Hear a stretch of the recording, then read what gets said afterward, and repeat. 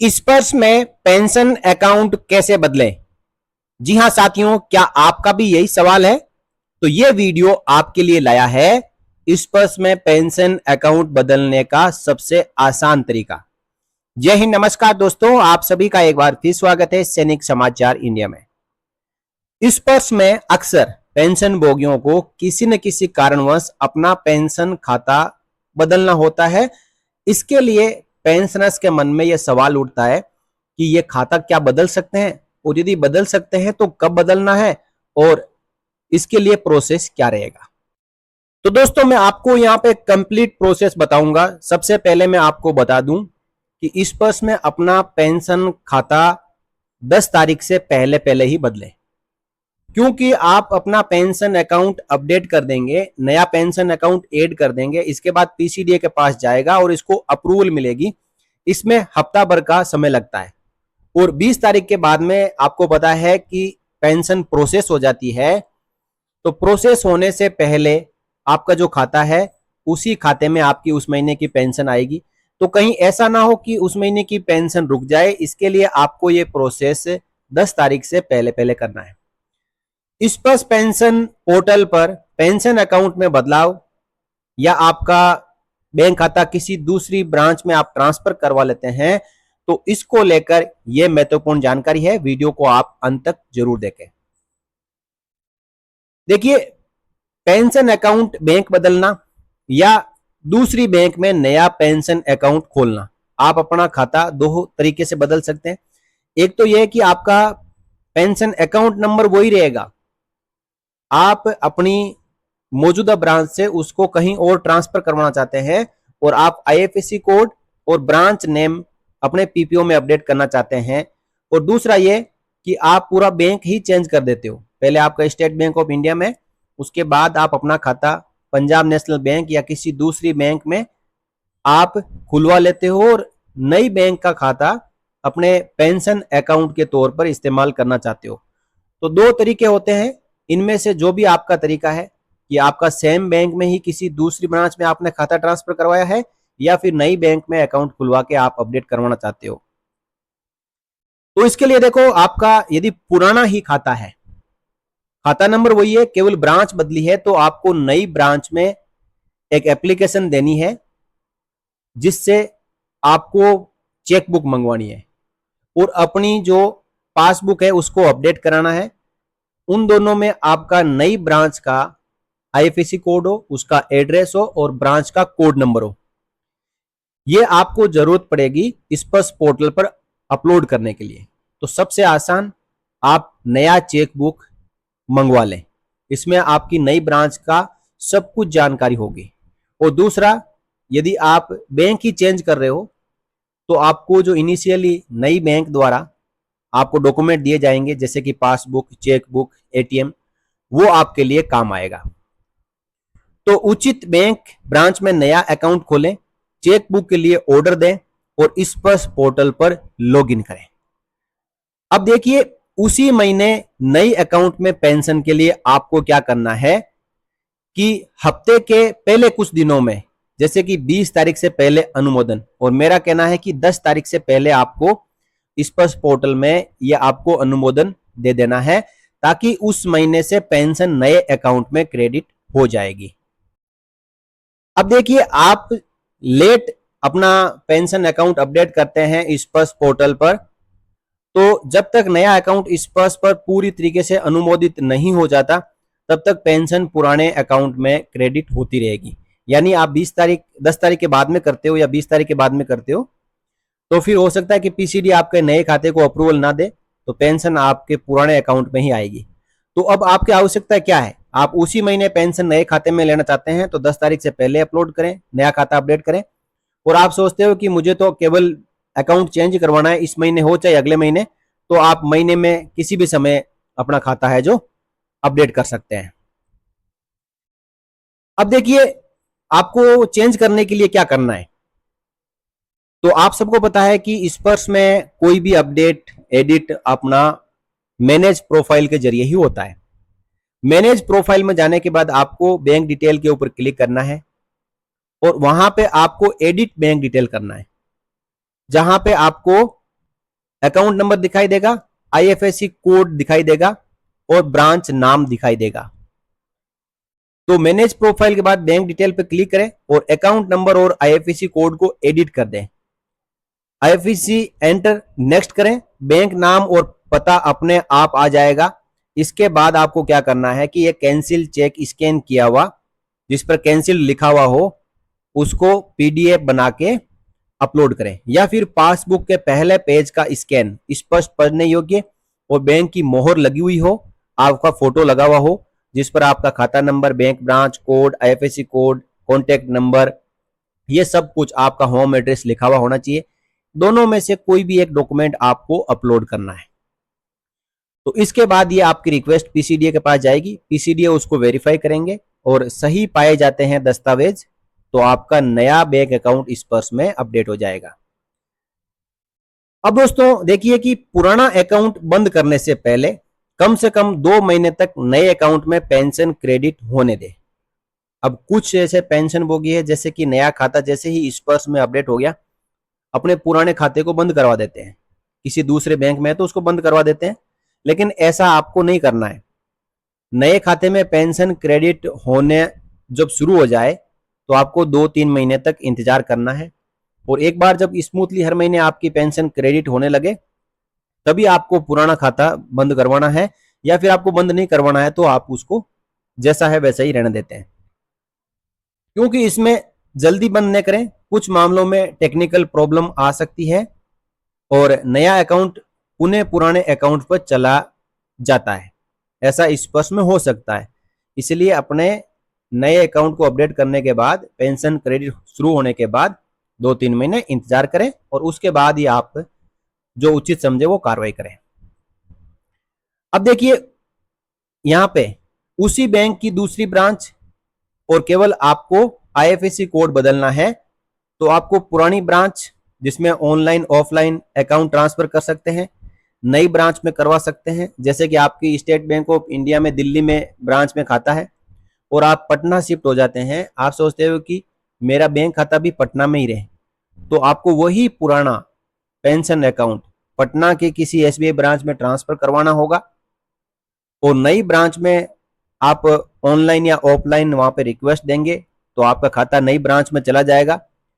अब इसमें आपको ज्यादा समस्या होने वाली नहीं है क्योंकि आपका बैंक अकाउंट नंबर वही है जिसमें पहले पेंशन आ रही थी, तो आप उसी अकाउंट नंबर में पेंशन क्रेडिट होती रहेगी चाहे इस पर्स में आईएफएससी अपडेट ना भी करें। देखिए दोस्तों, स्टेट बैंक ऑफ इंडिया जब स्टेट बैंक ऑफ इंडिया को ही फंड ट्रांसफर करती है तो आईएफएससी कोड या दूसरे किसी एमआईसीआर कोड की आवश्यकता नहीं होती है। जब कोई दूसरी bank state bank of India में फंड ट्रांसफर करें या बैंक के अकाउंट में पेंशन डिपॉजिट करें तब आईएफएससी कोड की आवश्यकता होती है। अब क्योंकि पीसीडीए एसबीआई में जितने खाते हैं उनको एसबीआई के खाते से ही पेंशन ट्रांसफर करता है, तो यदि आपने अकाउंट ट्रांसफर करवा भी लिया और आपको समय नहीं मिला या चेकबुक या खाता अपडेट करवाने में समय लग गया और आप सोचते हो कि मैंने पेंशन अकाउंट ट्रांसफर करवा लिया मेरी पेंशन नहीं आएगी, तो ऐसी चिंता की कोई बात नहीं है। आप आराम से 1 महीने 2 महीने 3 महीने जब भी आपको समय मिले आप नई ब्रांच में जाएं, वहां से चेकबुक और बैंक पासबुक को अपडेट करवाएं, नया चेकबुक लें और इस पर्स में कभी भी आप अपना बैंक अकाउंट में आईएफएससी कोड और नया ब्रांच का नाम अपडेट करवा सकते हैं। इसके लिए भी जो प्रोसेस है वो सेम रहेगा। आप मैनेज प्रोफाइल में जाना है, बैंक डिटेल में जाना है और एडिट क्लिक करना है और आईएफएससी कोड नया वाला एंटर करना है और चेकबुक अपलोड कर देना है, आपका खाता चेंज हो जाएगा, आईएफएससी कोड और बैंक ब्रांच नेम। अब कुछ महत्वपूर्ण बातें हैं जिनको भी ध्यान में रखना बहुत जरूरी है। देखिए, सर्विस रिक्वेस्ट पेंडिंग होने पर मैनेज प्रोफाइल में अकाउंट और या ब्रांच कोड एडिट नहीं कर पाएंगे। यदि आपकी पहले से इस पर्स में कोई सर्विस पेंडिंग है, कोई सर्विस रिक्वेस्ट पेंडिंग है, तो आप वहां पे नई सर्विस रिक्वेस्ट नहीं डाल पाएंगे। आपको जो पहले से सर्विस रिक्वेस्ट जो पेंडिंग है उसको क्लियर होने का इंतजार करना पड़ेगा। दूसरा है कैंसिल चेक और पासबुक पर वही नाम हो जो इस पर्स रिकॉर्ड में हो, अन्यथा आपकी रिक्वेस्ट रिजेक्ट हो सकती है। जो आपके स्पर्श का पीपीओ डिस्चार्ज बुक और स्पर्श का प्रोफाइल में जो नाम है वही आपके बैंक अकाउंट में नाम होना चाहिए, वही आपके कैंसिल चेक के ऊपर नाम होना चाहिए या फिर पासबुक के फर्स्ट पेज पे नाम होना चाहिए। तो आपकी रिक्वेस्ट अप्रूव हो जाएगी, नहीं तो रिजेक्ट हो जाएगी। नेक्स्ट है, यदि आईएफएससी सही है लेकिन ब्रांच नेम और एड्रेस गलत है तो इसे अनदेखा कर सकते हैं। आईएफएससी और एड्रेस स्पर्श द्वारा ऑटो सेट होते हैं। सुधार हेतु ग्रीवेंस रेज करें और पासबुक के पहले पेज की कॉपी अपलोड करें। देखिए कभी कभी आप आईएफएससी कोड डालते हैं तो एड्रेस कुछ और आता है, जबकि आपके चेकबुक के ऊपर एड्रेस कुछ और है, तो इसको आप इग्नोर कर दें। पहले अपने आईएफएससी कोड के अनुसार बैंक डिटेल अपडेट कराएं, उसके बाद स्पर्श में ग्रीवेंस डालें कि मेरा ब्रांच ये है लेकिन स्पर्श में कुछ और आ रहा है। और नेक्स्ट है, किसी कोऑपरेटिव या स्मॉल बैंक में ट्रांसफर करने से पहले आईएफएससी कोड डालें और एंटर करें। यदि बैंक का नाम और पता दिख रहा है तो आप ट्रांसफर कर सकते हैं। देखिए जो कोऑपरेटिव और स्मॉल बैंक्स होती है, जो ग्रामीण बैंक्स होती है, उनमें भी आप पेंशन ले सकते हैं, लेकिन वो स्पर्श के पोर्टल पर उस बैंक का ऑनलाइन रिकॉर्ड अपडेट हुआ होना चाहिए। तो आपको क्या करना है, एडिट ब्रांच बैंक में जाके मैनेज प्रोफाइल में बैंक डिटेल में जाके एडिट करोगे तो पहले आपको आईएफएससी कोड डालना है। आईएफएससी कोड डालते ही वहां पे ब्रांच का नाम आएगा, तो आपको देखना है कि ब्रांच का नाम वही है जो आपका कैंसिल चेक पर है या पासबुक में है। तो आप इस कोऑपरेटिव और स्मॉल बैंक के खाते को भी स्पर्श में अपडेट कर सकते हैं। यदि नाम नहीं आ रहा है तो आप इसको स्किप कर सकते हैं और कुछ समय का इंतजार कर सकते हैं जब तक आपका जो कोऑपरेटिव बैंक और स्मॉल बैंक का डिटेल स्पर्श पोर्टल पर अपलोड ना हो। अब देखिए दोस्तों, पूरी जानकारी को सेव करने के बाद, खासकर खाते नंबर को सेव चेक करने के बाद आप सेव करें और सबमिट करें। गलती से सेव हो जाए तो मैनेज प्रोफाइल के नीचे रीसेट ऑल पर क्लिक करें, इससे आप दोबारा से सही डिटेल अपडेट कर पाएंगे। तो दोस्तों ये पूरा आप प्रोसेस देख लें। नया अकाउंट खोलें या ब्रांच बदलें, उसके बाद स्पर्श पोर्टल पर लॉगिन करें और मैनेज प्रोफाइल खोलें और बैंक डिटेल पर क्लिक करें। उसके बाद अकाउंट नंबर और आईएफएससी कोड एडिट करें, कैंसिल चेक या बैंक पासबुक के फर्स्ट पेज की कॉपी अपलोड करें और उसको सबमिट करें और अनुमोदन की प्रतीक्षा करें। यानी जैसे ही रिक्वेस्ट आपकी अप्रूव हो जाएगी पीसीडीए से तो आपको मैसेज आ जाएगा, आप लॉगिन करके भी चेक कर सकते हैं। अब दोस्तों मैं आपको प्रैक्टिकली यहाँ पे बैंक डिटेल एडिट करके बताऊंगा कि आपको अपना स्पर्श में पेंशन बैंक अकाउंट किस प्रकार एडिट करना है और अपडेट करना है। देखिए जब आप लॉगिन कर लेंगे स्पर्श पोर्टल में तो आप देखेंगे कि सबसे लेफ्ट साइड में, मोबाइल में आप कर रहे हैं तो ऑप्शंस आपको दिखाई देंगे। वहां पे दिखाई देगा माई प्रोफाइल। माई प्रोफाइल के ऊपर क्लिक करना है।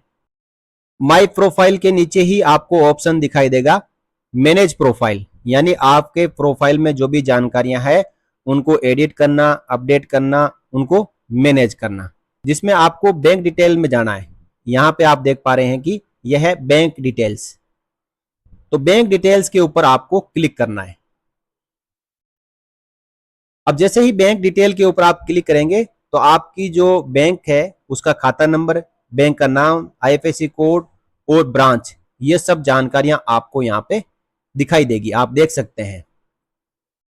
अब दोस्तों जैसे कि आप देख पा रहे हैं कि यहाँ पे आपको सबसे पहले बैंक अकाउंट नंबर दिखाई दे रहा है, उसके बाद आईएफएससी कोड नंबर दिखाई दे रहा है, ब्रांच बैंक कौन सी है और ब्रांच का नाम क्या है, ये चार जानकारियां आपको यहाँ पे दिखाई देगी।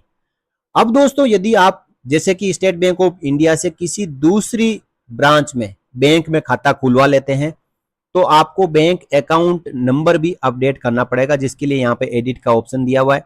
इसको क्लिक करेंगे और नया बैंक अकाउंट नंबर यहाँ पे एंटर कर लेंगे। इसको 2 बार चेक भी करना है आपको। गलत बैंक अकाउंट नंबर एंटर कर दोगे तो किसी दूसरे के खाते में पेंशन क्रेडिट हो सकती है। फिर आपको उस नई बैंक का यहाँ पे आईएफएससी कोड नंबर डालना है और ये कोड नंबर डालते ही बैंक और ब्रांच अपने आप आ जाएंगे। इनको एडिट करने की आवश्यकता नहीं है दोस्तों। तो जैसे कि मैं आपको यहाँ पे बताऊं, मैंने एडिट किया है। एडिट करने के बाद यहाँ पे मैं एंटर कर रहा हूं नया आईएफएससी कोड। तो जैसे ही मैंने नया आईएफएससी कोड नंबर एंटर किया तो आप देख पा रहे हैं कि नीचे बैंक का नाम तो वही है क्योंकि SBI का ही खाता है, हमने खाता नंबर चेंज नहीं किया है, लेकिन जो ब्रांच है उसका नाम यहाँ पे चेंज हो गया। तो ये कार्रवाई करने के बाद आपको यहाँ पे नेक्स्ट के ऊपर क्लिक करना है। जब नेक्स्ट के ऊपर क्लिक करेंगे, जो ऑप्शन है उसी को रखना है क्योंकि ये अदर डिटेल्स पूछ रहा है। इसके बाद यहाँ पे नॉमिनी डिटेल का आएगा जिसमें आपको कोई एडिट अपडेट नहीं करना है। नेक्स्ट आपका यहाँ पे नेक्स्ट पे क्लिक करेंगे तो यहाँ पे आपका आ जाएगा सपोर्टिंग डॉक्यूमेंट। तो क्योंकि आपने बैंक डिटेल अपडेट करने के लिए यहाँ पे रिक्वेस्ट दी है तो ये ऑटोमेटिकली बताएगा कि बैंक कैंसिलेशन चेक यहाँ पे अटैच करना है। फिर आपके प्रोफाइल में और कोई डॉक्यूमेंट यहाँ पे पेंडिंग है तो उसकी लिस्ट भी यहाँ पे आ जाएगी, जैसे फैमिली का पैन कार्ड नंबर, वाइफ का, स्पोस का, बच्चों का यदि पेंडिंग है तो आप क्या यहाँ पे अपलोड करने जा रहे हैं, जैसे बैंक कैंसिलेशन चेक, इसके ऊपर क्लिक कर दिया और यहाँ पे आपको चूज फाइल करके उस कैंसिल चेक को अटैच करना है PDF फॉर्म में। जैसे यहाँ पे ऑप्शन आपको दिखाई देगा, सीधा आप कैमरा से अपलोड करना चाहते हैं तो कैमरा से कर सकते हैं, और मीडिया फिकर यानी आप गैलरी में से लेना चाहते हैं तो यहाँ पे गैलरी में से भी अपलोड कर सकते हैं। उसके बाद आपको यहाँ पे सबमिट कर देना है, एक एक्नॉलेजमेंट नंबर मिल जाएगा और हफ्ते भर में आपका नया बैंक खाता है जो इस पर्स में अपडेट हो जाएगा। प्रोसेस को प्रैक्टिकली भी यहाँ पे बताया, इस जरिए से आप अपना बैंक अकाउंट इस पर्स में अपडेट कर सकते हैं, पुराने खाते का भी IFSC कोड और ब्रांच अपडेट कर सकते हैं। तो ये जानकारी कैसी लगी आपको, इसके बारे में आप कमेंट बॉक्स में अपनी राय जरूर दें, और साथ ही साथ इस वीडियो को आप शेयर भी कर सकते हैं ताकि किसी को बैंक अकाउंट अपडेट करना हो तो पूरा प्रोसेस इस वीडियो से समझते हुए वो अपना बैंक अकाउंट इस पर्स में अपडेट कर ले। इस वीडियो में इतना ही, फिर मिलेंगे अगले वीडियो में आपसे जुड़ी हुई और जानकारियों के साथ। तब तक के लिए जय हिंद, जय भारत, वंदे मातरम।